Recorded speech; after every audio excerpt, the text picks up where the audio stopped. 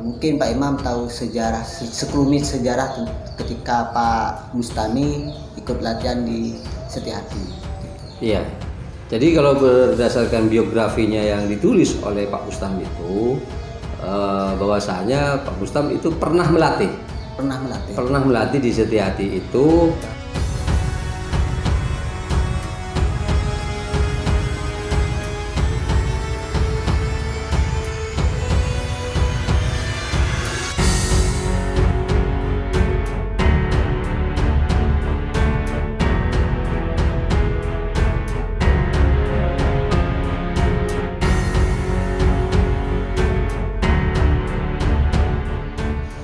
Assalamualaikum dulur-dulur, ketemu lagi dengan saya Aming Rama 22. Salam persaudaraan kepada seluruh warga BSAT dan salam damai kepada seluruh pesilat Indonesia. Kali ini saya berada di padepokannya Perisai Putih Cabang Sumeneb dan saya ditemani oleh Ketua Cabang Perisai Putih Cabang Sumeneb dengan Mas Imam. Ya, monggo memperkenalkan diri Mas Imam. Iya, Assalamualaikum warahmatullahi wabarakatuh. Nama saya Imam Syafi'i, selaku Ketua Umum Perisai Putih Cabang Sumeneb. Juga saya merupakan koordinator Perisai Putih di Madura dan juga Ketua Bidang Organisasi Perguruan Silat Nasional Perisai Putih di Pusat Surabaya. Dan baru kali ini juga saya ditunjuk menjadi Ketua Harian Perisai Putih Jawa Timur. Dan di sisi lain juga saya sebagai Ketua Harian IPSI Sumeneb. Sudah 2 periode. Mudah-mudahan ini juga amanah yang memang harus kita jaga dan kita lestarikan demi pengembangan pencak silat yang ada di Kabupaten Sumeneb. Gini Pak Imam, saya kesini memang ada beberapa pertanyaan yang mengendap di pikiran saya. Iya, salah satunya adalah tentang sejarah. Jadi karena kebetulan saya cari-cari info, memang salah satu guru besarnya Perisai Putih adalah asli Sumeneb. Iya, betul. Jadi saya pengen tahu sejarah singkat lah minimal tentang sejarahnya Perisai Putih seperti itu. Iya. Jadi Perisai Putih itu guru besar dan sekaligus pendirinya itu memang asli orang Sumeneb, tepatnya di Bangselok. Yakni Raden Ahmad Bustami Barasubrata, yang beliau lahir tahun 1939 di Kelurahan Bangselok. Nah, Pak Bustami ini pertama kali belajar ilmu silat kepada kakeknya yang bernama Kiai Haji Agus Salam atau yang dikenal dengan sebutan Kelamet. Kelamet ini mengajarkan silat para Arya Keraton Sumeneb. Jadi ini. Nah, Kelamet ini dulu adalah mengajar silat pencak kepancinan. Jadi karena dia orang Kepanjen, dulu kan pencak kedaerahan kan, pencak kepancinan. Jadi itu Pak Bustam belajar kepada kakeknya, dan kelas 4 SD Pak Bustam itu pindah ke Surabaya. Ikut orang tuanya, dan dia dulu sekolah di SDN Damala. Sekarang adalah SDN Pajagalan 1. Jadi itu. Nah, Pak Bustam juga belajar beberapa ilmu silat. Jadi itu juga dia pernah belajar di karate juga, di judo juga pernah, termasuk yaitu di Setiati. Jadi itu untuk diluruskan ke sana, dan juga pernah belajar di Cimande juga. Jadi itu Pak Bustam juga selain dia menekuni beberapa ilmu silat yang memang dia tekun dan ulet untuk belajar ilmu silat. Jadi akhirnya dengan usia yang muda, Pak Bustam usia 28 tahun. Usia 28 tahun Pak Bustam itu sudah meresmikan Perisai Putih, yakni tanggal 1 Januari tahun 1967 di Surabaya. Jadi pusat Perisai Putih itu di Surabaya. Dengan tempat latihan pertama kali itu di kantor gubernuran. Jadi itu. Jadi di situ Kenapa Pak Bustam itu dikatakan usia muda? Seusia saat sekarang usia 28 tahun kan usia masih muda. Mudah. Jadi ini. Nah, melihat usia kelahiran Pak Bustam tahun 1937 dan diresmikan Perisai Putih tahun 67, berarti kan usia di situ 28 tahun. Berarti Pak Bustam ini di usia 20 tahun 19 tahun ke atas ini kan sudah punya murid. Iya benar. Tidak mungkin dia langsung mendirikan meresmikan perguruan silat tanpa ada siswa. Benar. Jadi nah, pertanyaan juga, mampukah anak-anak muda sekarang bisa mendirikan silat dengan seusia usia 20-an? 19-20-an. Iya, sekitar itu. Pertanyaannya seperti itu. Karena orang dulu punya ilmu silat, paling tidak dia dicoba dan mencoba. Jadi ini, kalau tidak punya kemampuan yang lebih, dia tidak akan bisa mendirikan perguruan silat. Apalagi orang Sumeneb, orang Madura, dia mendirikan sesuatu pasti hari yang baik. Benar. Pasti dipuasain dulu. Jadi ini, termasuk orang buat rumah saja, dia tetap lihat hari yang bagus. Jadi itu. Nah, sama dengan Perisai Putih. Tidak sembarang dia Pak Bustam ini mendirikan sebuah perguruan silat yang sampai saat sekarang menjadi salah satu perguruan historis di Indonesia. Jadi ini. Jadi benar memang kata Pak Imam bahwa adatnya Madura itu kalau mau mendirikan sesuatu apalagi perguruan agak ribet memang. Ribet, iya. Salah satunya kita cari tanggal bagus nih. Tanggal bagus. Apalagi kalau masalah pencak silat loh, kalau di Madura itu kalau ada kita misalkan mau mendirikan pencak silat, perguruan pencak silat, dan di sebelah ada perguruan pencak silat, kita mau tidak mau harus ke sana loh. Istilahnya coba-coba adu tanding lah istilahnya. Iya. Ya kalau kita kan ada mungkin berkembang kan seperti itu kan. Betul. Ya. Di salah satu adat Madura memang seperti itu untuk mendirikan sesuatu apalagi pencak silat agak ribet. Kembali ke itu Pak Imam, Pak Bustam itu kan pernah belajar di Setiahati. Iya. Itu mungkin Pak Imam tahu sejarah sekelumit sejarah ketika Pak Bustami ikut latihan di Setiahati. Iya. Jadi kalau berdasarkan biografinya yang ditulis oleh Pak Bustam itu, bahwasanya Pak Bustam itu pernah melatih di Setiahati itu karena ada murid yang namanya Markamin itu hanya duduk-duduk di pohon mangga, jadi seakan-akan ada mata-mata di situ. Nah, Pak Bustam akhirnya dengan masukan dari murid-muridnya, jadi murid-muridnya yang lain untuk mendirikan perguruan. Dengan mendirikan perguruan tidak lepas dari nasional. Jadi itu karena Setiahati kan sudah, karena sumbernya di situ, di Setiahati. Jadi itu semua sumbernya ilmu kan di situ. Jadi itu. Nah, akhirnya dengan beberapa pertimbangan itu Pak Bustam tidak langsung membuat, malah dia menambah ilmu. Menambah ilmu. Jadi itu. Makanya dia saya mengatakan Pak Bustam ini orang luar biasa.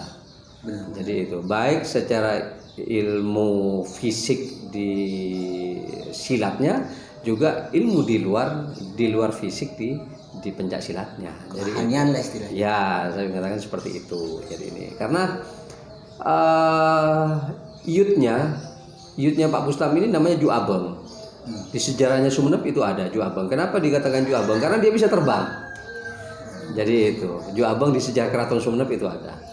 Jadi Pak Bustam masih keturunan dari Pinter Sawot, juga dari Jogodole juga. Jadi itu. Jadi itu terkait dulu pernah belajar di situ, pernah melatih di situ. Mungkin di biografi ada di mana latihan atau tahun berapa ikut, mungkin ada atau gimana? Di biografi ada, cuma saya lupa. Tahunnya itu ada. Tahun ikutnya atau gimana nya? Tahun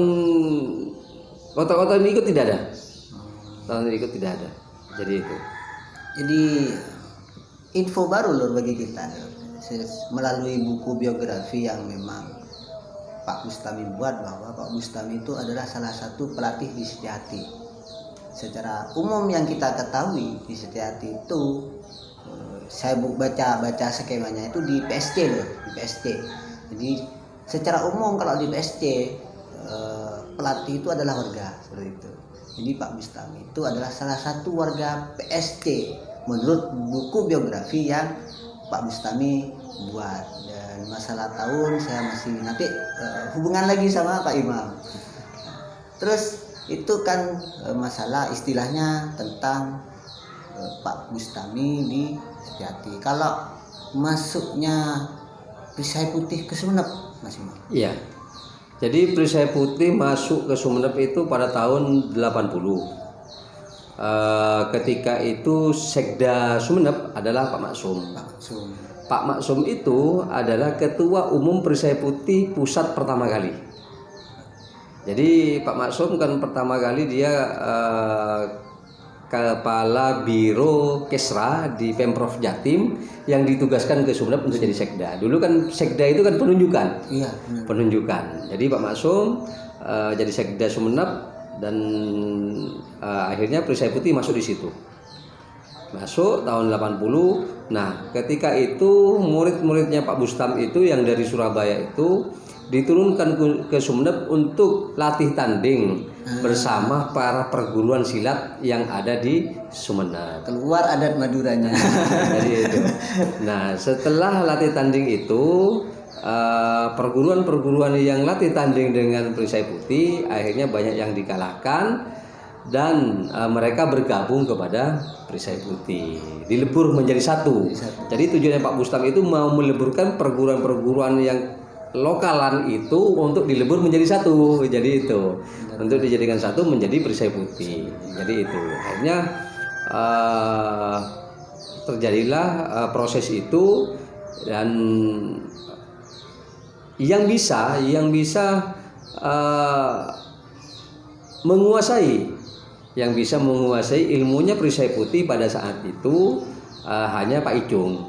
Pak Icung Suwarno. Jadi ini akhirnya Pak Icung Suwarno ditunjuk oleh Pak Bustam menjadi Ketua Perisai Putih di Sumeneb. Jadi itu. Jadi Pak Icung jadi Ketua Perisai Putih dari tahun 80 sampai tahun 2011. Iya. Jadi itu. Nah, dengan perkembangannya itu karena perkembangan pencak silat dulu dengan sekarang kan beda. Sekarang sudah luar biasa, sudah kemajuannya. Jadi itu. Nah, ketika itu kita tempat latihannya kan pindah-pindah. Jadi kita pindah pertama kali itu di kota itu dekatnya Jaya Theater, gedung biskop namanya Opet, gudang Opet di situ. Pindah lagi ke Akas, pindah lagi ke Pak Munawar. Di situ ada rumahnya Pak Munawar, mantan anggota DPRD, punya halaman yang luas di situ. Terus di Hotel Wijaya 2 baratnya ke Hotel Utami. Nah, setelah itu kita membentuk ranting-ranting. Jadi itu. Nah, dulu kan sekarang dengan kemajuan sudah ada ranting-ranting. Dulu tidak ada ranting, semua latihannya di Sumeneb. Jadi cuma itu. latihan tempat latihannya mesti pindah-pindah. Pindah-pindah karena kita dulu memang tidak punya tempat. Nah, seiring dengan zaman itu, alhamdulillah pada tahun 2000 saya menjadi Ketua Perisai Putih dari tahun 2014 menggantikan Ibu Haji Johar. Alhamdulillah tahun 2017 kita mempunyai padepokan walaupun masih belum selesai. Jadi ketika nanya di mana tempatnya Perisai Putih, ya di sinilah di Pamolokan. Jadi ini kalau dulu kan pindah-pindah. Dan alhamdulillah sekarang Perisai Putih di Kabupaten Sumeneb mempunyai 16 ranting atau 16 kecamatan. Jadi tiap kecamatan bukan ya? Istilahnya ranting itu kecamatan. Iya. Dua ada di kepulauan, yakni Kepulauan Masa Lembu dan Kepulauan Gili Genting. Jadi itu lainnya ada di darat. Jadi itu dari 27 kecamatan yang ada di Kabupaten Sumeneb kita masih 16. Jadi ini masih kurang lah untuk mencapai bagaimana Perisai Putih bisa menyebar di Kabupaten Sumeneb. Jadi itu. Nah, itu terkait ranting-ranting yang ada dan alhamdulillah kami tetap berupaya eksistensi perisai putih untuk di Kabupaten Sumeneb sudah bisa dirasakan oleh masyarakat. Jadi itu. Lanjut terkait dengan prestasi Bang. Di sini saya melihat banyak piala loh, banyak piagam dan lain-lain. Saya pengen nanya satu mungkin prestasi paling tinggi lah, paling tinggi perisai putih Sumeneb. Perisai putih Sumeneb. Jadi kita pernah menjadi duta untuk Pekan Olahraga Nasional PON. Atas nama Ahmad Ghazali itu 2 kali. PON 13 dan PON 15. Jadi itu. Jadi yang selama ini pencak silat di Kabupaten Sumeneb itu tidak ada yang mewakili, jadi ya baru perisai putih atas nama Ghazali itu. Terus kita tahun 2015 juara 3 di Festival Bela Diri Dunia di Korea Selatan. Jadi itu ya, juara satunya Uzbekistan, juara 2-nya Korea, juara 3 Indonesia, juara 4 India. Jadi itu alhamdulillah tahun 2015 itu perisai putih pusat menunjuk perisai putih Sumeneb untuk mewakili, alhamdulillah juara 3. Jadi itu kita cabang Sumeneb mewakili di ranting Batang-Batang. Yang itu Pak Juanda. Iya, jadi muridnya atas nama Iveng sama Fandi. Jadi itu. Nah, insya Allah mohon doanya juga. Kita bulan 5 sampai bulan 10 perisai putih ditunjuk menjadi duta pencak silat di Korea Selatan lagi. Kalau kemarin itu festival, tapi sekarang duta selama 6 bulan. 6 bulan. Iya. Jadi alhamdulillah perisai putih yang ikut itu diikuti oleh 5 negara: Indonesia, Thailand, Korea, India, dan Uzbekistan. Jadi 5 negara itu diwakili, masing-masing negara diwakili 2 orang. Nah, untuk perisai putih diwakili oleh perisai putih cabang Surabaya atas nama Saiful dan cabang Sumeneb atas nama Hidayatul Ainur Rafiq. Jadi itu. Mas Dayat Wasjuri itu. Benar lettingannya saya itu. Jadi itu yang akan berangkat ke Korea. Kita juga berkas sudah masuk tanggal 13 Maret kemarin. Kita berangkatnya bulan 5 dan kita nunggu juga terkait corona ini. Iya. Mudah-mudahan cepat terselesaikan corona. Iya, biar mereka juga bisa berangkat ke Korea. Mereka itu keliling di 17 provinsi di Korea Selatan dengan penampilan 92 penampilan di Korea. Dan di sisi lain ada penukaran pencak silat. Kalau Indonesia pencak silat, di negara lain juga kita tukar ilmunya di situ. Jadi ini namanya duta. Kalau duta kan harus ada penukaran. Jadi itu. Jadi ya kami juga ikut mendoakan semoga kasus corona cepat terselesaikan. Betul. Dan salah satunya adalah biar teman-teman kita dari perisai putih segera berangkat. Duta pencak silat segera berangkat. Demi apa? Demi majunya pencak silat Indonesia, mengharumkan pencak silat Indonesia. Dan ini juga nanti bisa membawa nama harum Kabupaten Sumeneb. Benar.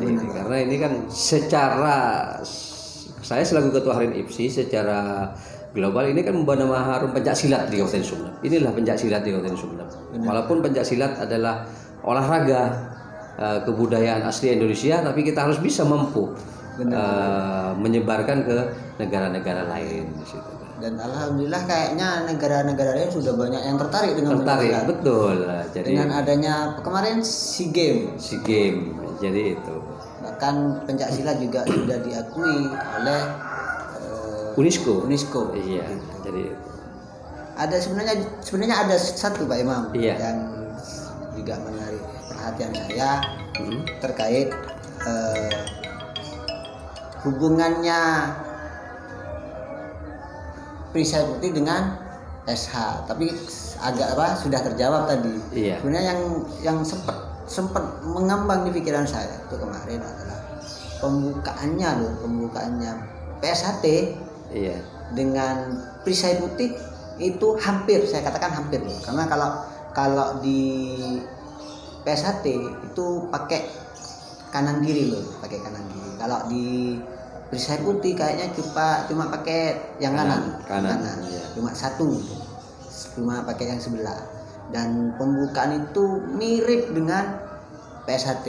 Jadi SH itu banyak memang, SH itu berkembang. Kalau SH Winongo itu beda, PSHT itu beda, bahkan SH yang lain pembukanya hampir mirip cuma beda. Kayak kalau yang perisai putih itu mirip cuma sebelah yang kanan aja, seperti itu. Mirip banget dengan PSHT. Itu. Tapi ya pertanyaan itu sudah terjawab tadi, bahwa ternyata guru besarnya perisai putih pernah berguru, bahkan menurut buku biografi bahwa Pak Bustami itu menjadi pelatih loh. Nah, istilahnya kita adalah Pak Bustami itu warga, ternyata dulur kita ternyata. Iya. Seperti itu. Makanya kan hubungan kita baik kan di pengurus pusat itu ada yang namanya paguyuban. Paguyuban perguruan historis. Itu ketua paguyubannya kan PSHT. Entah siapapun dulu yang almarhum itu Pak, sebelum Pak Murjoko itu yang almarhum. Pak Jadi Pak Darmaji itu. Jadi sekretarisnya adalah perisai putih. Benar. Sekretaris paguyubannya adalah perisai putih. Jadi dengan paguyuban itu, perguruan historis itu kan kita menjadi komunikasi yang enak, menjadi itu. Benar. Jadi tidak bisa.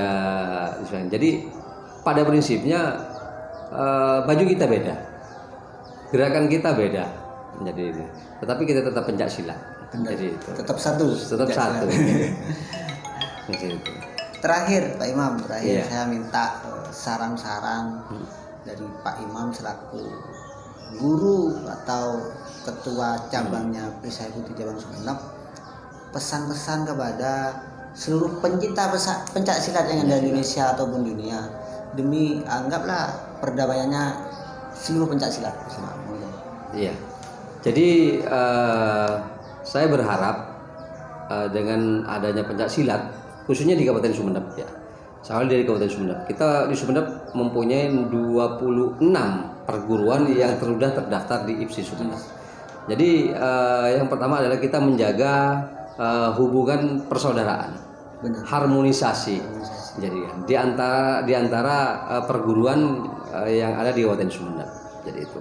Yang kedua, bagaimana Sumeneb pencak silat ini yang sudah diakui oleh dunia ini bisa menjadikan olahraga kebanggaan bagi siswa anak-anak didik kita yang tidak bisa ikut silat, bagaimana dia cinta kepada pencak silat. Jadi ini makanya kemarin juga kita galakkan, dia takut tanding, ada yang namanya festival, ada yang namanya TGR. Jadi itu disitulah adalah kecintaan, karena ikut silat itu keuntungannya untuk diri kita sendiri dan untuk orang lain. Jadi ini insya Allah ikut silat itu bisa menjadi kebugaran juga di kesehatan, karena sudah bagian dari olahraga. Jadi itu. Terus harapan lagi kedepannya bagaimana pencak silat yang saya harapkan di Kabupaten Sumeneb ini, bagaimana melalui Mas Amin nanti Sumeneb bisa jadi kampung silat. Amin. Jadi itu. Nah, ini cita-cita kami melalui IPSI, bagaimana Sumeneb menjadi kampung silat. Kalau Sumeneb adalah kota keris, nyambung dengan silat. Jadi itu. Nah, ini yang kita galakkan, dan kita juga sudah mulai mendata perkumpulan pencak silat tradisi. Nah, yang masih belum, karena perkumpulan pencak silat tradisi itu tidak terdaftar di IPSI, dia punya paguyuban sendiri, tetapi dia adalah tetap bagian dari pencak silat. Jadi ini. Cuma kalau perguruan itu sudah lengkap, bisa ikut tanding, bisa ikut festival, bisa ikut TGR, tetapi kalau perkumpulan hanya ikut festival saja, tidak bisa ikut tanding. Jadi ini. Nah, oleh karena itu ke depan momen-momen yang terpenting, cita-cita ini di setiap desa itu ada pencak silat, entah perguruan, entah perkumpulan, di situ ada pencak silat. Ini. Jadi itu harapan saya. Terima kasih Pak Imam. Oke, sama-sama. Terima kasih itu sementara dulur-dulur. Semoga apa yang kita dapatkan kali ini bermanfaat bagi kita, bermanfaat bagi semua. Terima kasih. Jangan lupa terlebih dahulu like, komen, subscribe dan share tentunya. Oke, Lur. Salam persaudaraan, salam IPSI, salam pencak silat.